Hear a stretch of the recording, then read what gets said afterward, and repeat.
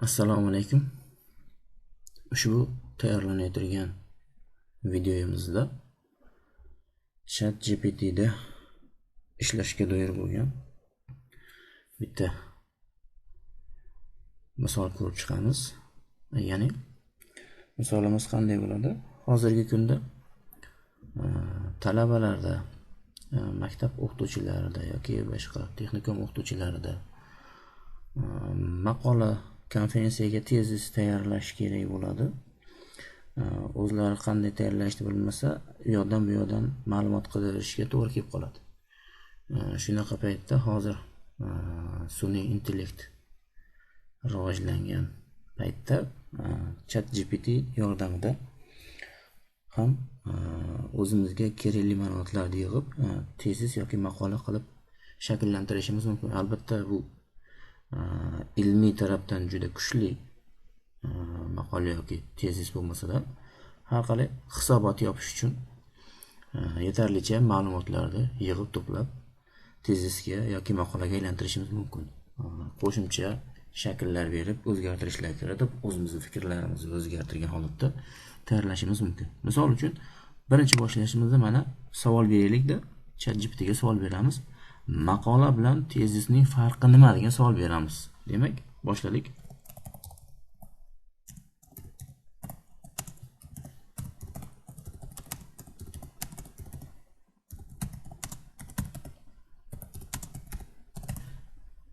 Mana savolni qo'ydik. Maqola bilan tezisning bir-biridan farqi nima degan savol berdik. Enter tugmasini bosaman. Savolga javob berishni boshlaydi. Mana maqolani nimaligi haqida bizga tushuncha beryapti. Ilmiy maqola, maqsad, maqolani hajmi haqida mana 3-10 sahifagacha deyapti. Qisqa randa bo'lishi kerak. Tuzilishi: annotatsiya, kalit so'zlar, kirish, asosiy qism, metodika, tahlil, natijalar, xulosa, foydalangan adabiyotlar, ilmiy yangilik, maqsadlar. Shular haqida ma'lumot beradi. Endi undan keyin tezis haqida ma'lumot beradi. Tezis nima maqsadda qanday tayyorlanadi? Shular haqida ma'lumot ketyapti. Bu yerda mana jicha xatolar paydo bo'lyapti. Hajmi odatda deyapti 40-120 sahifa bo'ladi deyapti. Demak, hozir bizni kiritgan so'ragan narsamizni ozgina xato talqin qildi. Yana savolni boshqatdan beramiz. Quyidagicha beramiz endi. Konferensiyaga tayyorlangan tezislar va jurnallar uchun tayyorlangan maqolalarning bir-biridan farqi nima degan savol qo'yilik. Nimadan javob beradi? Mana unga javob berishni boshladi. Konferensiya tezisi. Maqsad: muayyan mavzuda yuzasidan qisqacha fikr va asosiy g'oyani taqdim etadi. Maqola: ilmiy izlanish natijalarini chuqur tahlil qilish va nashr etish. Mana endi farqini ikkalasini qo'yib berdi. Hajmi: mana endi konferensiya uchun tezis. Mana tezislarimiz 1-3 sahifadan iborat. Ilmiy maqola 5-15 sahifa ya undan ko'proq bo'lishi mumkin degan javob beryapti bizga. Demak, tuzilishi: konferensiya tezisi, sarlavha, muallifning ismi, ish joyi, kirish, muammo qo'yilishi, asosiy va qisqacha natijalar, xulosa odatda 1-2 gapdan, kam sonli adabiyotlar. Ilmiy maqolada esa odatda quyidagicha tuziladi: annotatsiya, kalit so'zlar, kirish, adabiyotlar sharhi, tadqiqot metodi, tahlil va natijalar, xulosa va tavsiyalar. Imrat talabi asosida mana shunday narsa chiqarib beradi bizga, foydalangan adabiyotlar. Endi ilmiy daraja va chuqurlik. Konferensiya tezisi ilmiy chuqurlik: qisqa bayon, ko'proq fikr va taklif. yangiligi kamroq bo'lishi mumkin deyapti. Ilmiy maqola chuqur tahlil, statistik ma'lumotlar, ilmiy yangilik. Odatda yangilik bo'lishi shart deyapti maqolamiz. Demak, nashr va e'tirof darajasi. Konferensiya to'plami, tezislar to'plami deyapti. Konferensiyada ilmiy faoliyatda bosqich deyapti, e'tirof darajasi. Ilmiy maqola, ilmiy jurnallarda, mahalliy yoki xalqaro jurnallarda ilmiy reyting dissertatsiyalar uchun asosli manba sifatida qo'yilgan. Xulosa juda ham ixcham beryapti tezisga, ilmiy maqolaga chuqur, kuchsiz roq asos bo'lishi kerak. Xullas shunday ko'rinishda beryapti. Endi aytyapti, oxirida mana bizga beryapti. Agar siz konferensiya uchun tezis yoki jurnalga maqola yozish, namunalar, andozalar yozish tuzilishida yordam kerak bo'lsa, xohlagan formatda yordam bera olaman. Siz hozir qaysi biri ustida ishlayapsiz? Ana endi men bunga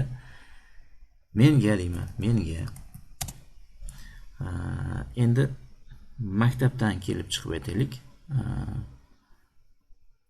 Misol uchun yuqori sinf o'quvchilariga matematika fanini o'qitishda zamonaviy axborot texnologiyalari va dasturiy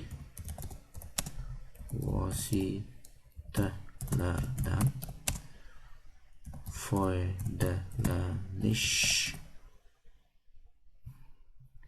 Ana demak, hozircha maqola nomini o'zgartirishimiz mumkin. Menga deyapmiz. Mana buni nimaga qo'yay? Apostrof qo'yay. Yuqori sinf o'quvchilariga matematika fanini o'qitishda zamonaviy axborot texnologiya va dasturiy vositalardan foydalanish mavzusida tezisda konferensiya uchun tezis tayyorlab beramiz. Demak, shuni deymizda, davomidan iltimos deb qo'yaylik. Buni ham hurmat qilishimiz kerak. Iltimos deb mana endi boshladi. Endi bizga tayyor, albatta. Demak, mavzuni qo'ydi mana. Muallif ism familiya kiritish kerak. Muassasa, maktab yoki OTM, email kirishingiz kerak. Annotatsiya beryapti. Mana asosiy qism gaplar ketyapti. Yuqori sinf o'quvchilari mustaqil fikrlash, analitik tafakkurni rivojlantirish uchun mana chizmalar chizish uchun GeoGebra saytini beryapti bizga. Desmos beryapti, Wolfram Alpha, Khan Academy va interaktiv test platformalari, virtual laboratoriyalar deb ketyapti. Mana asosiy qism berdi. Xulosa qism berdi. Kalit so'zlar berdi. Ana endi buni Word ga o'tkazib olishim mumkin, PDF shaklida o'tkazishim mumkin yoki boshqa shakllarda aytib olishim mumkin. Endi bu juda hozir qisqaroq bo'ldi. Endi bunga adabiyotlar shakllantirib ber desak, adabiyotlar ham shakllantirib beradi. Qo'shimcha qismda. Mana shu qismini olaylik mana. Shu qismini kengroq yoritib ber deyman. Chunki ozroq ma'lumot to'pladim. Shu qismni kengroq yoritib ber desam, savolimizga javob beradi endi. Mana berdim. Shu qism ozroq bo'lib qoldi. Kengroq yoritib beryapman. Albatta, siz so'ragan jumlani kengroq va batafsil shaklda quyidagicha kengaytirib beraman deb. Ana endi buni kengaytirib ozgina buni to'xtalib ketadi.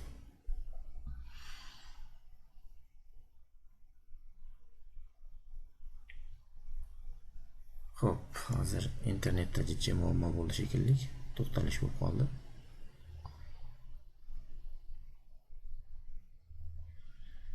Hozir davom etamiz.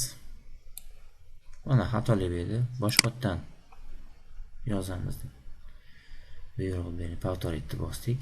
Hozir internetimiz yaxshi ishlab qolsa, bunga javob berish kerak. Mana ishladi. Boshqatdan davom ettirib ketyapti. Mana GeoGebra nima ish bajaradi? Desmos nima bajaradi? Wolfram Alpha nima bajaradi? Khan Academy nima bajaradi? Interaktiv qismiga nima? Mana ketyapti, davom ettirib ketyapti biz so'ragan narsalar. Ana endi yana qo'shimcha bizda mana shu qismni ham ko'proq kengaytirib yozib ber deymiz. Chunki bizga shu ma'lumotlar kerak shakllantirish uchun.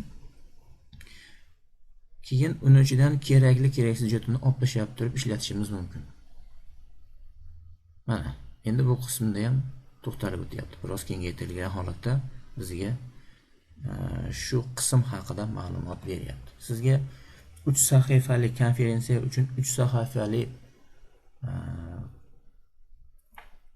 tezis kerak bo'lsa, mana shular yordamida sahifalarni kengaytirib tayyorlab olish mumkin. Demak, biz bergan tepada mana savol berdik. Unga kerakli ma'lumotlarni berdi. Mana bu qism kamroq yoritildi dedik, kengaytirib berdi, topshiriq berdik. Undan keyin shu qismni kengaytirib berdi. Mana shunda mana bu qismni ham kengroq yoritib berdi. Yana qo'shimcha buyruq berdik. Bu qismni yana kengaytirib berdi. Ana endi yuqoridagi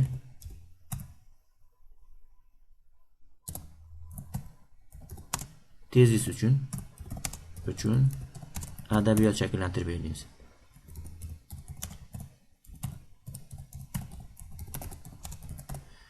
Yuqoridagi tezis uchun adabiyot shakllantirib ber, iltimos deylik. Ana endi bizga adabiyot ham shakllantirib berish kerak. Demak, mana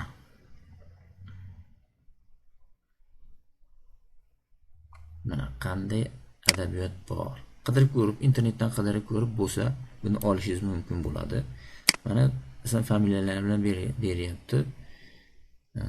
Buni ham qidirib topib, Pedagogika psixologiya jurnalida 45-50 betlar deyapti. Bundan keyin Qodirova bilan o'rta ta'limda GeoGebra va Desmos dasturlarida foydalanish samaradorligi ta'lim innovatsion tadqiqotlar jurnalida shu betlarda deyapti. Bundan keyingisi mana saytlar haqida ham ma'lumot beryapti. Ana endi shular yordamida tepadagi ma'lumotlarni kopyat qilib Wordga o'tkazib olishingiz mumkin yoki yana qo'shimcha ma'lumot aytdim. Yuqoridagi ma'lumotni Word faylga aylantirib beraylik. O'tkazib ber, iltimos. Ana endi oxirgi bergan ma'lumotimizni Wordga o'tkazib berish ham mumkin endi. Xo'sh, hozir ko'ramiz. Oxirida doc variantni ham berish kerak. Mana doc varianti, docx variantda berdi. Uni kopiyat qilib olamiz va ochamiz. Endi shakli shriftlari noto'g'ri bo'lib qolishi mumkin. Endi shriftlarni to'g'rilab, o'zimizga moslab to'g'rilab olaveramiz. Mana bizga kerakli ma'lumotlarni bu faylda berdi. Endi bu yerda shablonlarni to'g'rilab, yo'q-bu-yoqni olib, shablonga solib tayyorlab olamiz. Hozir faqat adabiyot qismini ko'chirib berdi, chunki biz tepadagi narsalarni so'raganimiz yo'qdik. Tepadagi narsalarni ham tayyorlab bo'lgandan keyin Wordga o'tkazib ber deb olish mumkin yoki kopiyat qilib olib shakllantirib qo'yishimiz mumkin. Kopiyat qilib olib qo'ysak ham bo'ladi. Albatta buni kopiyat qilib ola turganda mavzudan boshlab kopiyat qilib olib, ko'rinishlarini, shriftlarni to'g'rilab, ranglarini o'zgartirib, o'zimizga moslab avtomatik qo'yib, shriftlarni to'g'rilab, o'zimizga moslab, shablonga moslab tayyorlab ketaveramiz. Agar videoyimiz yoqqan bo'lsa, like va kommentariyalar yozib ketasizlar. E'tiborlaringiz uchun rahmat. Salomat bo'ling. Yana qo'shimcha ChatGPT bilan ishlash bo'yicha matematik formulalarni qanday olish, nimada ishlatish haqida ham video qilib chiqaraman. Albatta sizlarga yoqsa bu videomiz kommentariyada yozib ketinglar. Matematikaga, fizikaga oid bo'lgan maqolalarni qanday qilib Wordga yoki boshqa dasturlarga o'tkazishni ham ko'rsatib o'tamiz. E'tiborlaringiz uchun rahmat.